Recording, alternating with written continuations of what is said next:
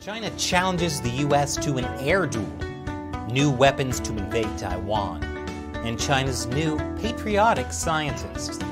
That and more on this week's China News Headlines.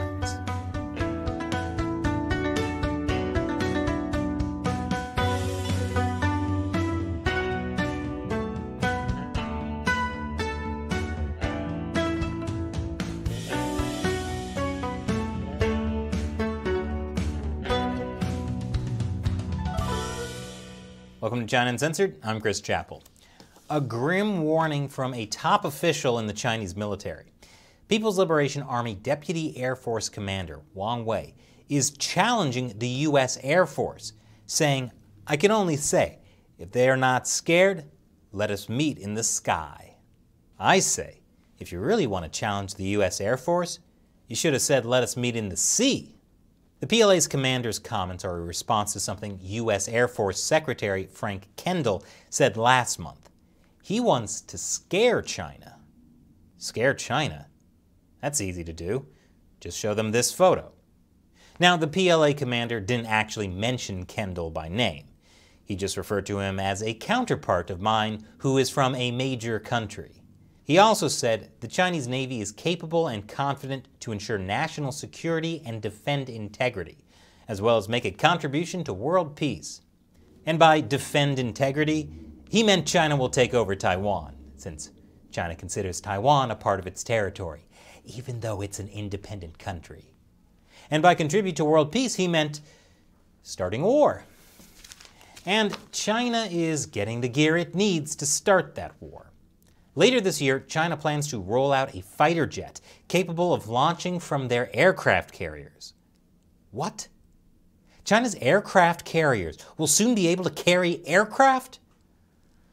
China has 2 carriers built, and the third one on the way. The first 2 have what are called ski jump ramps, but the third will have a catapult launch system, like U.S. aircraft carriers. It makes it possible for heavier aircraft to take off. Of course, since China's new catapult aircraft carrier will be made in China, the quality might be somewhat lacking. And in addition to building a new jet, China is apparently trying to buy Russian assault helicopters, which would be very useful if China decided to invade, I don't know, an island nation named Taiwan? According to experts, China's current assault helicopter isn't capable of the amphibious and island landing role the Russian assault helicopters are, which means in the long run, Chinese assault helicopters would be capable of that too, because the PLA has historically worked to reverse engineer the superior Russian military technologies it has purchased. But there's one weakness the Chinese military is rapidly trying to solve. I'll tell you what it is after the break. Welcome back. The Chinese military has a major weakness: its reliance on people. You see, people have a conscience. Sometimes they don't want to carry out crimes against humanity. Enter the new Chinese drone, Loyal Wingman. It won't have any problems opening fire on heavily populated civilian cities like Taipei. Now, the interesting thing about this Chinese drone is that it looks almost identical to a U.S. drone. I'm sure that's a total coincidence and not because it's stolen tech. The U.S., Britain, Australia, India, and Russia have similar drones, which are cheaper and more expendable than crewed fighters. But the Chinese Communist Party has even cheaper, more expendable drones than this: the average Chinese soldier. But to the Chinese regime, warfare doesn't always mean boots on the ground, troop-on-troop fighting. A French research institute affiliated with the French military has released this new report. It warns about the massive scale of Chinese influence around the world. They detail key strategies the Chinese Communist Party is using to undermine the West as part of its 3 warfares. That's psychological warfare, public opinion warfare, and legal warfare. Psychological warfare seeks to demoralize the enemy. Public opinion warfare seeks to shape the hearts and minds of the masses. Legal warfare seeks to use systems of law to deter enemy attacks. The report also talks about a special branch of the Communist Party itself, the United Front. According to the report, it has 2 main functions: infiltration and coercion. Infiltration aims to slowly penetrate opposing societies in order to hinder any inclination to act against the interests of the party. Coercion corresponds to the gradual expansion of punitive or coercive diplomacy to become a policy of systematic sanction against any state, organization, enterprise, or individual threatening the interests of the party. I'm glad this new report has been submitted to the French military. They're not ones to surrender without a fight. Have you ever wished science could be a little more patriotic? That's certainly what Chinese President Xi Jinping wishes for. He says he wants to nurture patriotic scientists. Specifically, he wants scientists and intellectuals with the correct political inclination. And don't worry, he left that so intentionally vague that it's incredibly threatening. Maybe now Chinese scientists can answer the big questions like, what causes all that fog in Beijing? Is it steam released by the struggle of the proletariat against Western capitalist running dogs? Why does Chinese milk powder taste so delicious? Is it because the melamine plastic they put in it helps mold children into ideal socialists? And of course, why does communism work everywhere it's been tried? The answer to that should be obvious. Anywhere it's historically hasn't worked, they burned all the books. And after the break, good news if you want to visit China. You might be okay. Welcome back. Now I'm sure after watching China Uncensored, you're dying to visit China. Well, good news if you're Canadian. You probably won't be kidnapped by Chinese police. Probably. Yesterday I told you the story of two Canadians who were released after being kidnapped by Chinese police. It was political retaliation for Canada's arrest of a Chinese businesswoman. Well, this week, a CBC reporter asked the Chinese ambassador to Canada why any Canadian would travel to China if they risked being arbitrarily detained. The ambassador responded, they should not be afraid of anything like that. But of course, if a very, very small number of people engage in those criminal activities, it's quite reasonable and justified for us to take relevant measures. But I think for the vast majority of people, they should not be worried. The vast majority won't be kidnapped. I don't think you can ask for better odds. Especially when you have the chance to start your Chinese vacation off relaxing in a new 5,000-room quarantine center China has built for foreigners. This is obviously not part of the kidnapping process. In fact, the quarantine center took less than 3 months to be built from scratch. And the vast majority of China's hastily built quarantine centers do not collapse and kill people. In this new quarantine hotel for foreigners, each room is fitted with a video chat camera and an artificial intelligence-powered thermometer, with 3 meals a day delivered by robots. I hope it's not the loyal wingman. Good news, though. China will not be needing those quarantine hotels for the 2022 Winter Olympics. That's because they're banning foreign spectators.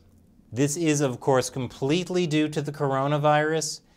It has absolutely nothing to do with being a convenient way to stop potential Olympic boycotts. And an update on a story we ran a few weeks ago about top U.S. General Mark Milley's secret call to China. Milley has confirmed he made the call, except it wasn't secret. Milley said Trump's defense secretary, Mark Esper, actually asked him to. Milley's comments are consistent with reports we told you about previously, about how the Department of Defense was worried that the Chinese regime was getting bad intelligence and thought the U.S. was about to attack. So they told the Chinese regime the U.S. was not going to attack. Milley also confirmed he did tell his Chinese counterpart that he would call if the U.S. attacked. Sort of. When pressed on whether he told Lee he would notify him should the U.S. choose to plan an attack on China, Milley replied, I said, General Lee, there's not going to be a war, there's not going to be an attack between great powers. And if there was, the tensions would build up. There'd be calls going back and forth from all kinds of senior officials. I said, hell, General Lee, I'll probably give you a call. But we're not going to attack you, trust me. We're not going to attack you. Milley also said he was certain Trump was not going to attack China. That is substantially different from how that call was portrayed in the book Peril by Bob Woodward and Robert Costa. They framed the story as Milley going behind Trump's back to call China and say he would warn them if the U.S. was planning to attack because he was so worried Trump would attack. So it seems like that's not true. Bob Woodward is, of course, the famous Washington Post reporter who exposed the Watergate scandal that brought down President Nixon. Woodward is controversial. There have been allegations that in past books he hid important context or even made up facts to fit a narrative.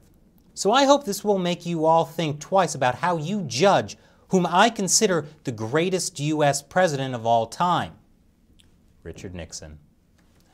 And now it's time for me to answer a question from a member of the China Uncensored 50-Cent Army, a viewer who supports our channel on the crowdfunding websites Patreon and Locals. Bitter Comments asks on Patreon, sounds like China has a strong hold on the world's rare earth elements. Is this a major problem for the rest of the world, and if so, what can be done about it? Yes, China has a firm grip on rare earth metals. It controls around 80% of global rare earth elements processing. And we'll talk about this in an upcoming episode of America Uncovered, about the dangers of Chinese-made solar panels. China often gets these rare earth metals from countries like the Democratic Republic of Congo, which, likes to use a dash of child labor in their mines. But China also has huge deposits of its own rare earth metals. These are critical in a lot of the modern technology we use, like smartphones, electric cars, Tamagotchis. But there is some good news. In 2018, Japan found a huge deposit of rare earth metals, which they immediately blew, making a life-size Gundam. But there are other ways the U.S. can put pressure on China. By leveraging rare earth metals the U.S. has that China needs. Or the U.S. could limit the exports of semiconductors, which China also needs. And President Biden's new infrastructure plan is partially about increasing U.S. processing of rare earth metals. So you can see, Bitter Comments, there's reason to be hopeful. And even if China does control rare earth metals, the U.S. still has China beat on heavy metal. Thanks for your question and your support, Bitter Comments. And a big thank you to everyone who's joining us in the fight to expose the Chinese Communist Party to the world. Making the show is hard, what with YouTube's censorship and demonetization, and the fact that most advertisers aren't brave enough to work with us. So we rely on your support. You can join over at patreon.com/ChinaUncensored or ChinaUncensored.locals.com. You get different perks with each, so check them out. Once again, I'm Chris Chappell. See you next time.